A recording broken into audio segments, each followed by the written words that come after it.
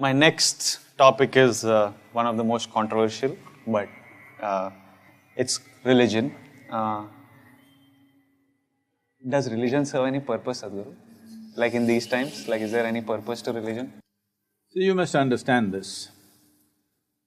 In the East, in this culture, in India, we don't have a religion. We've never had a religion. Dharma, just… Dharma means a law. We have laws. Right now, to drive on the street, there is a law.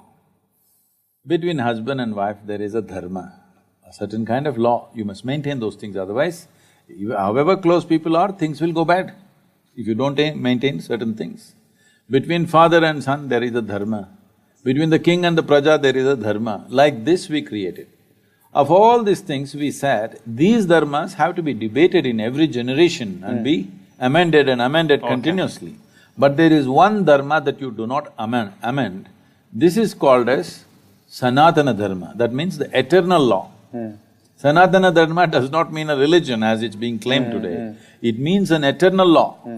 What is an eternal law? Physical is always transforming, evolving, changing. So that cannot be an eternal law, you have to fix new laws. See, there was a time, suppose with an axe, within half a day if you can bring down this tree, you would be a hero in this village. Because just clearing the tree was such a big feat. But today if you bring down this tree, if you as much as bring an axe, we're going to arrest you and throw you in the prison, all right? So now the dharma has changed because the situation has changed. When it was a time when the entire region was forest, to build your home, to build a village, if you could knock down a tree and make space for people to live, people thought you're a hero. But now if you cut the tree, you're the enemy of the people. So dharma has changed. So we said all the dharma should change, but one thing should not change, which is the eternal law. What is the eternal law about? A dimension which is not physical. Again. For that, there is no change of laws. It is the same law. So this is called as Swadharma or Sanatana Dharma.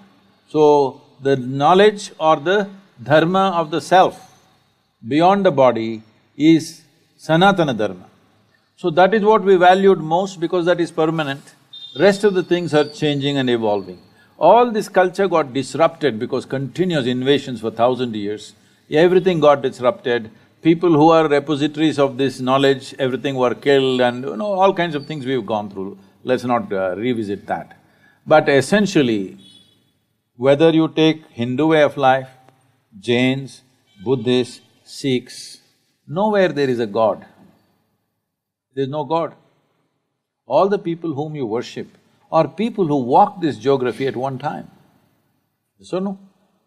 In Telangana and Andhra Pradesh, there is history of Rama walking down to Sri Lanka and again walking up. People celebrate those places where he sat down, where he stayed for 2 days, where he did this and that, so many things. They were all just spreading this dharma or… No, they were just living their life. Unfortunately, their life occupied them with so many tragedies, kidnappings and wars and stuff. But I'm saying there is proof that they walked this planet, they walked this country. We worship them because they showed that they had something in them which would not change no matter what kind of drama they went through.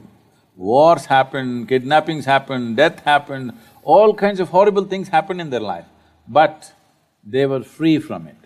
So because the highest value in this culture is freedom or liberation, which we refer to as mukti, if you listen to the conversations of your mother or maybe your grandmother, in daily conversation, without uttering the word mukti, moksha, karma, prarabdha, there is no conversation in this country. Yes or no? Every day, not spiritual conversation.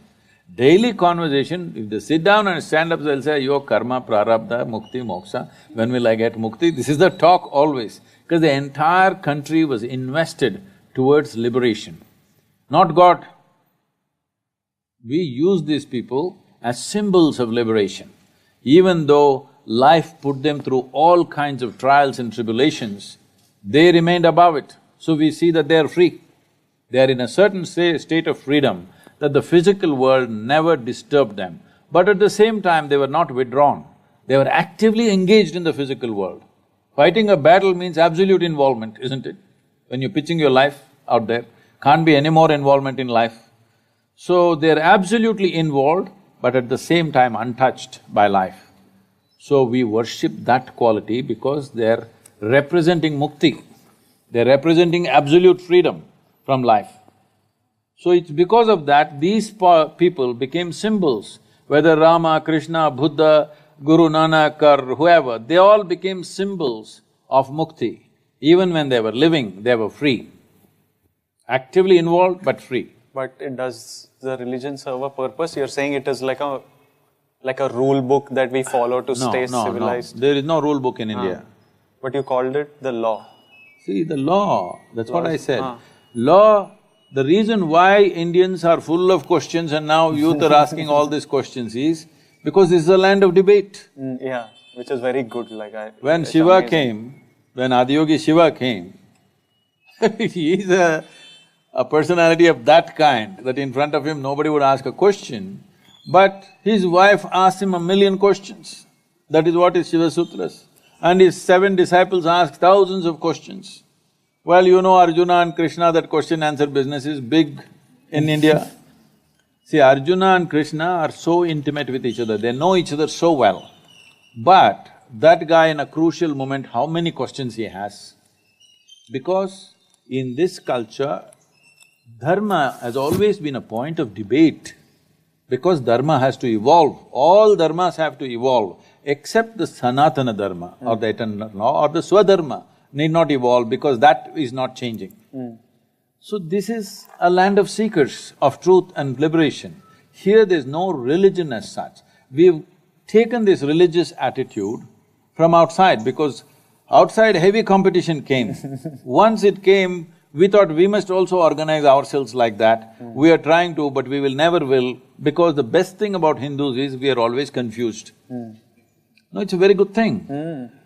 Confusion means you have questions in questions. Otherwise, you have stupid conclusions about everything. The idiotic conclusions that people have made have destroyed this planet, killed millions of people around the world, simply because somebody has an idiotic conclusion about everything in life, isn't it? So, we don't have this is it kind of book. Our books are all debates. So people think we are confused, but we don't think confusion is a bad thing. We are joyfully confused, that's a great thing. You have concluded something. If I ask 2 questions, your conclusion will fall apart. That is why if I ask a question, you will kill me. Questioners have always been killed in every other culture, do you know this? They ask a question, you kill the man. That's one way of handling the questions. But if you entertain the question, it will lead to more and more and more. And this is how we've always been. So this is a godless, religionless land. But we have managed this culture well because this is based on human consciousness, not on heaven, not a ruling power up there.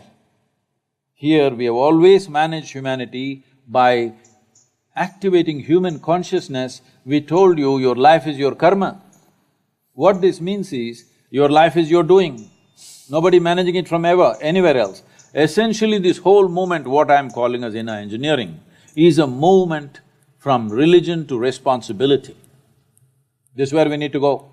That every human being who sits here is responsible for who the hell they are and who the hell they're not. What they are and what they are not, they are taking complete responsibility for that. Only then individual human beings will live well, only then a nation will live well. Some of the questions I'm asking with regards to religion is just like… You're just trying to get me into trouble, I understand. No, it's actually… it's actually like you could say pass Sadhguru if you do not want… you can just say pass this question. No, I don't pass any question because you know, that's why I'm sitting in the police lines. Oh yeah, I know that. So like some of these questions come from across… I think the youth that follow me, especially my friends, come from across religions and cultures, and these are things everyone questions, from be you a Hindu, a Muslim or a Christian. I think everyone, so I'm asking, some of these questions are very general, they don't come from any particular religious point of view.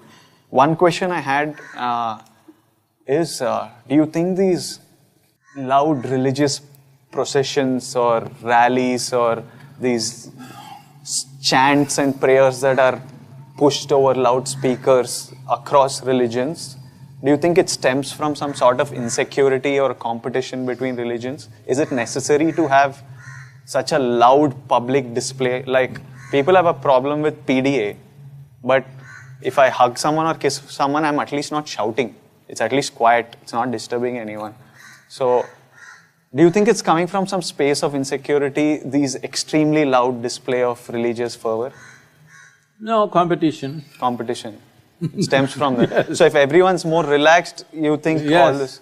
Because religions are always trying to improve their numbers. Okay. Other religions are turning up the volume. Yeah, to keep their numbers or increase their numbers.